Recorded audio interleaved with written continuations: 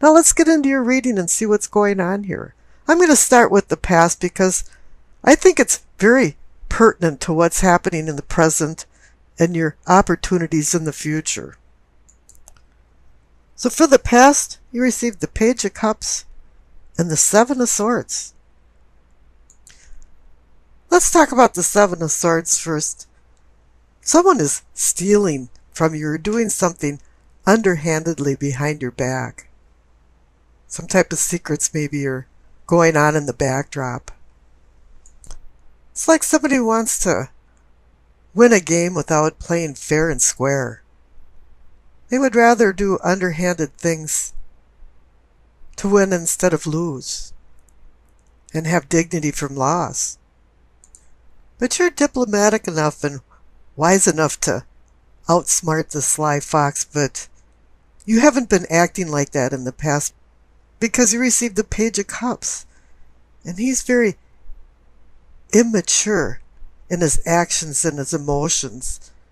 And normally he's a little too busy being depressed from unrequited love or falling head over heels in love. Love is his aim and fantasies are his game. And the spiritual world is his plane. He's an idealist, a sentimentalist, and an unrealistic dreamer. And he's usually wearing rose-colored glasses and not seeing things for what they really are. And maybe somebody is stealing from you, but when I see the Seven of Swords, it's normally somebody stealing your emotions.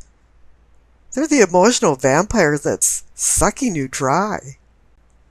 And then again, the Page of Cups can bring news and messages.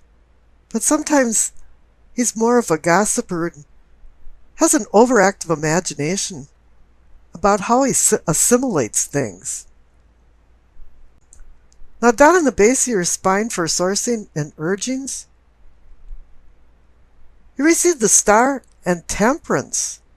Two major arcana cards. The Star is about hope and healing. Whatever happened with the Seven of Swords, and you overlooking things because you're a little too busy with your emotions with the Page of Cups, has made you now want to go into a healing mode. I think the Temperance has woke you up a little bit, and now you're looking at reality.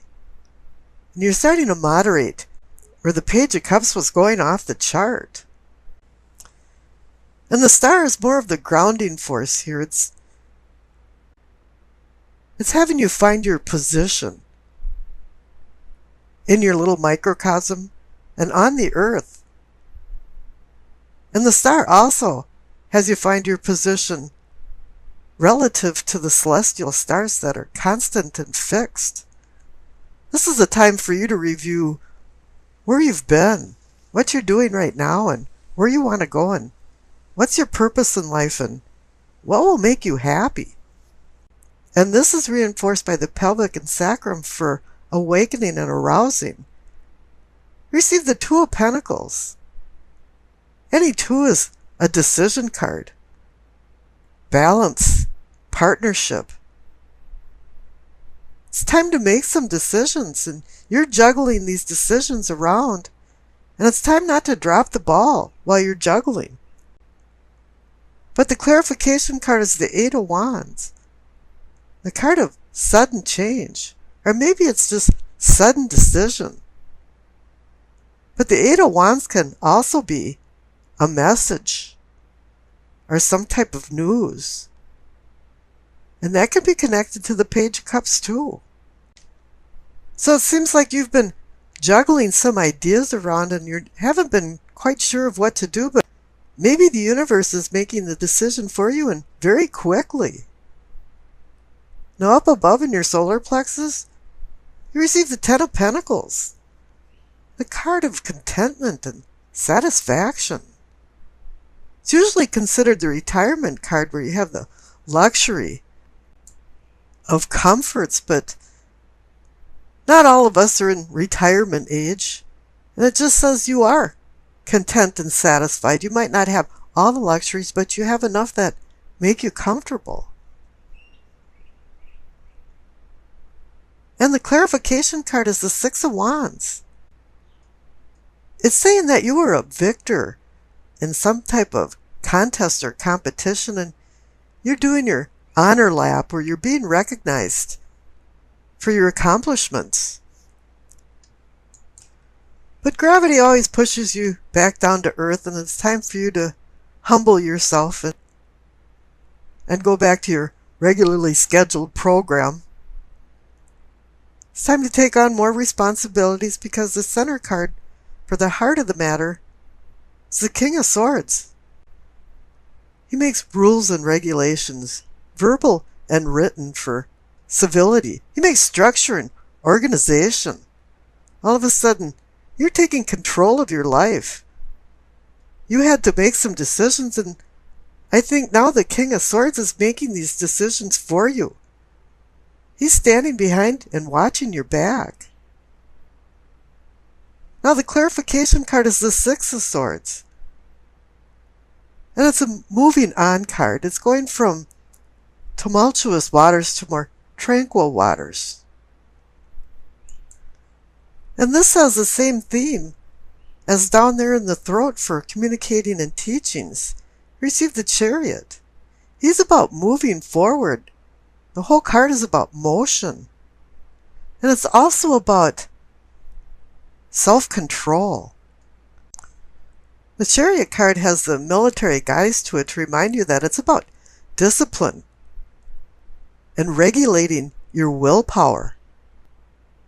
He wants you to be victorious and by overcoming your oppositions. It really is about opposing forces.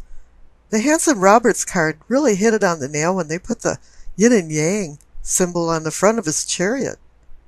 So it wants to remind you to have self-control versus lack of control. Don't get drawn into the Dr. Jekyll and Mr. Hyde syndrome, because all it's going to do is hinder your progress. But I don't know if that's the problem here, because the clarification card is the Nine of Cups, the wish card.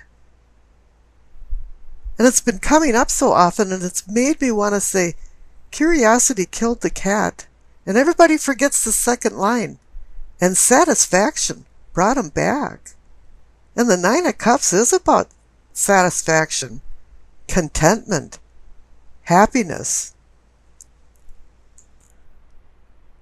And this contentment is reinforced by the card up in the third eye for seeing and envisioning as the Empress. She's the Mother Earth, the Alamata, the nourishing mother of all, and symbolizes fertility and creation, love. She's telling you to cultivate your conscious ideas and enjoy what the material world has to offer. But before you do that, you have to go with the clarification card of the Hermit. He's indicating that you have a desire for change in your unconscious inner self before you start enjoying the conscious foreself. It's time for you to go on a soul journey of self-discovery. You're seeking guidance from his staff and wisdom from the light in his lamp for enlightenment. The funny thing is, at the end of your hermit journey, you realize that you knew the answers all along to the questions that you were asking. Now up above in the crown, you receive the Queen of Pentacles. She's about practical matters. She's a pragmatist. She's got a grip on reality. And this is good because the clarification card is justice. And when justice shows up in a spread, it normally means something's been out of balance. Now with the Queen's practical stature, she's the one that can put things back into balance and into equilibrium. And perhaps whoever's been stealing from you down there with the Seven of Swords is going to receive the sword of accountability from justice. Now, justice can also be about legal matters, contracts, negotiations, agreements that typically are going your way. But whatever it is, your past actions are connected to your present state of affairs. Now, we've discussed the past, so let's skip over to the future.